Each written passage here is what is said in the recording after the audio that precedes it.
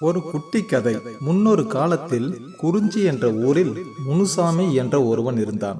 அவன் ஒரு முறை தேவையில்லாமல் ஒரு கிராமவாசி மீது பழி சொல்லி பஞ்சாயத்தை கூட்டினான். பஞ்சாயத்திலும் கிராமவாசிக்கு தண்டனை கிடைத்தது. பின் வீட்டுக்கு வந்த முனுசாமியின் மனசாட்சி அவனை உறுத்தியது. கிராமவாசி மீது தான் பழி சொன்னதை எண்ணி வருந்தினான். எனவே தன் பாவத்திற்கு ஏதாவது பிராய்ச்சித்தம் உண்டா என்று தேடினான்.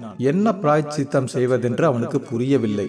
எனவே அந்த ஊரில் இருந்த ஒரு துறவியிடம் சென்றான். துறவியாரே, நான் இந்த கிராமத்தில் வசிக்கும் ஒருவர் மீது வீண் பழி சொல்லிவிட்டேன். அது என் மனதை உறுத்துகிறது.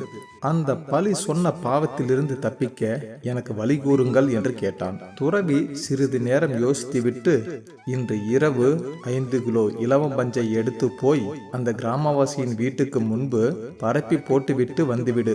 நாளை வந்து என்னை பார் என்று கூறினார். முனுசாமியிடம் பஞ்சை கொண்டு சென்று கிராமவாசியின் வீட்டின் முன் பரப்பிவிட்டான். பின் மறுநாள் சென்று துறவியை பார்த்தான். துறவியாரே, என் பாவம் போயிருக்குமா இந்நேரம் என்று கேட்டான். உடனே துறவி, முனுசாமி, நீ இப்போது அந்த கிராமவாசியின் வீட்டிற்கு செல். அவன் வீட்டு முன்பு நீ நேற்றிரவு பரப்பி வைத்த பஞ்சை மீண்டும் பொறுக்கி கொண்டு வா என்று கூறினார். முனுசாமி மிகுந்த ஆவலுடன் ஓடினான். ஆனால் ஒரு விரல் அளவு பஞ்சு கூட அங்கு இல்லை. எல்லாம் காற்றில் பறந்து போய் விட்டிருந்தது. அதனை கண்ட முனுசாமி திடுக்கிட்டான். மீண்டும் துறவியிடம் ஓடி வந்தான். துறவியாரே, நேற்றிரவு நான் கிராமவாசி வீட்டு முன்னால் போட்டுவிட்டு வந்த பஞ்சில் ஒரு துளி பஞ்சாவது இப்போது அங்கு இல்லை.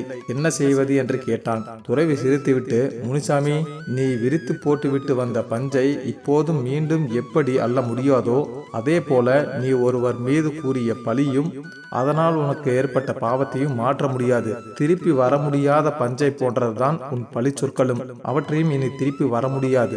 இறைவனிடம் உன் தவறுக்காக மன்னிப்பு கேள் என்று கூறினார். முனுசாமிக்கு உண்மை புரிந்தது. அன்று முதல் மற்றவர்கள் மீது பழி சொல்லும் குணத்தையே விட்டுவிட்டான். பிறர் மீது பழி சுமத்துவதால் பலன் ஏதும் கிடைக்கப் போவதில்லை என்பதை உணர்ந்தான் முனுசாமி. இன்னும் நிறைய கதைகளை கேட்கலாம். லைக் பண்ணுங்க, கமெண்ட் பண்ணுங்க, ஷேர் பண்ணுங்க, மறக்காம சப்ஸ்கிரைப் பண்ணுங்க. நன்றி நண்பர்களே.